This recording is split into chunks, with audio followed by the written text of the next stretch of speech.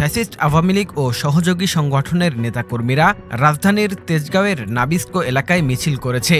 কয়েক হাজারের বেশি নেতাকর্মী নাবিস্কো থেকে মিছিল করে তিব্বত এলাকার দিকে চলে যায়। শুক্রবার জুমার নামাজের পর তারা এই মিছিল করে। স্থানীয় সূত্রে জানা যায়, মিছিলটি জুমার নামাজের পর আনুমানিক ২টার দিকে আওয়ামী লীগের ব্যানারে করা হয়।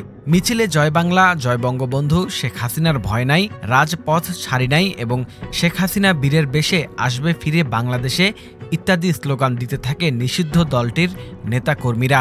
মিছিলে কয়েকজনের হাতে ৩-৪ ফুটের একটি ব্যানার ছিল, যেখানে লেখা ছিল শেখ হাসিনা আসবে, বাংলাদেশ হাসবে, আর নিচে লেখা ছিল ঢাকা মহানগর উত্তর আওয়ামী লীগ।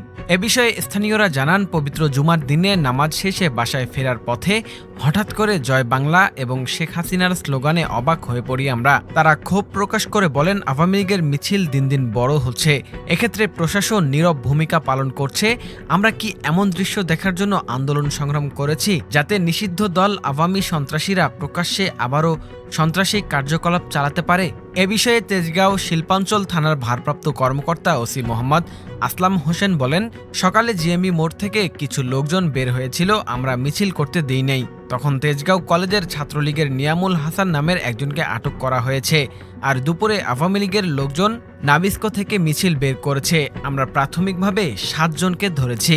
এর আগে ২ সেপ্টেম্বর মঙ্গলবার বনানী ফ্লাইওভার এলাকায় নিষিদ্ধ ছাত্রলীগের মিছিল করতে দেখা যায়। তার আগে ৩১ আগস্ট ধানমন্ডির ২৭ নম্বর রোডে রাপা প্লাজা সংলগ্ন রাস্তা থেকে শঙ্করের বাংলাদেশ আই হসপিটালের সামনের সড়ক পর্যন্ত মিছিল করতে দেখা যায় তাদের।